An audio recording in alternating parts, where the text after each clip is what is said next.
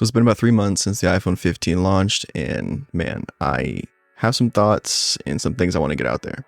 I want to look back at this device with the lens of, not a fresh device. It's been 3 months now, and I want to see if this iPhone is actually worth the Pro name or not.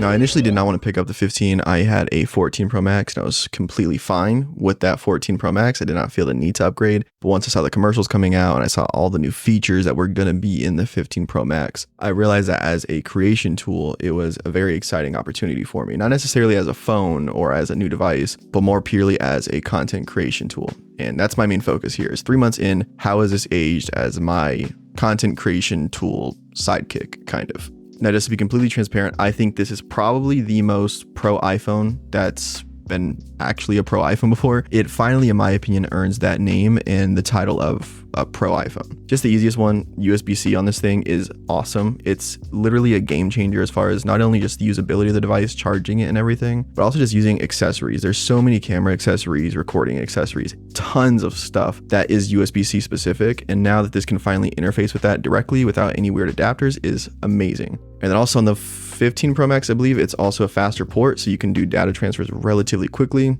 So honestly, I've been using this device as not only like an actual recorder for footage and, different angles and stuff sometimes, but also as an actual like piece of storage, because I have the 1 terabyte model here, so I can kind of fill this thing up and then move storage around as I need to, because it's 1 terabyte.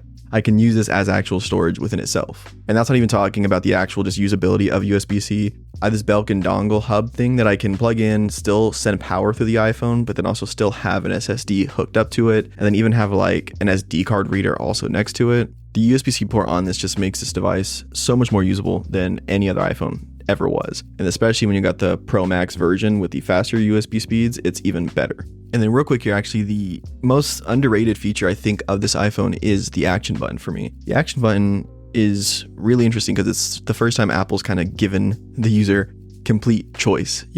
You have complete choice over what this button does. And that's it's really unique for Apple to put that much trust in the customer to make that decision, right? Now, by default, it is still a silence or like mute switch. And I do wish they would have changed it because right now it's on a very hard to access side of the device. It's on the upper left-hand corner, which the mute switch was always there to purposely be kind of hard to reach on accident. I think they should maybe put it like here, like where your middle finger usually rests or something. I don't know, just to make it easier to actually click. But I have mine set up to pretty much go straight into my shortcuts. And so I have a shortcut set up that gives me multiple different options. So I can unlock my Tesla. I can open the front in the Tesla. I can open the Blackmagic camera app. I can do so much from this device purely from the action button. And it's really exciting. I'm really in love with that choice. I don't know. It's so un-Apple to give the user so much control. So it's really refreshing, but I would like to see the position move in a more convenient location, hopefully soon. Now, the other few things that I think really take this iPhone to the next level for me is Apple Log. Obviously, that means that this is actually a pretty comparable video camera. I've used this for side angles and dual angle stuff already on the channel, and I've also used it in a lot of social media work because I do work with some clients. And it's honestly almost easier just to record in log on the iPhone, get it to the Mac, and then send it back to the phone once it's fully edited, and then just to upload it that way. That way, it's kind of just iPhone AirDrop to Mac back and forth, right? Or even just USB-C as storage into the Mac and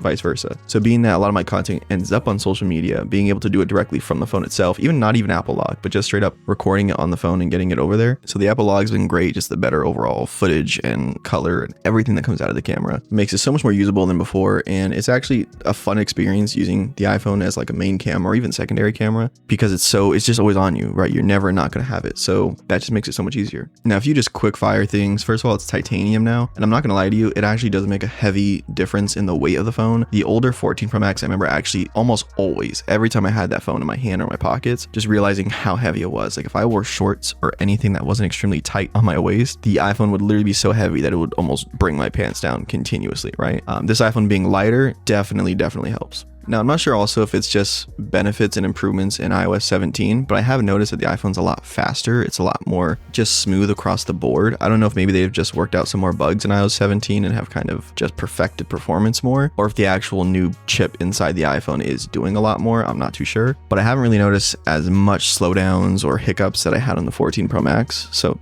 that's cool. And then also just real quick here on the actual camera again, the ability to have so many different lenses in the iPhone is crazy. The insane zoom that it has, the new wide angle, all the crazy stuff that it has in it. Maybe not just necessarily is completely new to the iPhone, but the way they've perfected it, I don't know, it comes together in a really good package here that it just wasn't there for the 14. And then also lastly, this battery life is awesome. The battery on this phone has been great. I can basically get through the entire day without needing to really charge it that much. And then also because it's USB-C, I can finally use all my super fast USB-C blocks and wires and everything. And actually, this thing can charge really fast, really quickly. So if I'm ever really under the need of battery and I'm really about to die on this thing, it's super easy to get it back up. So I'm not too worried about the battery at all. I think the only actually big issue is that I had to buy a new mag back case because my old one didn't fit the 15 with the new action button placement. So that's kind of the big L, I guess. It had to spend another like $40 on this case. But overall, man, I love the iPhone 15 Pro Max. I think it's actually the first time an iPhone actually deserves the name being Pro. I think there's so many issues with like the iPad Pro, the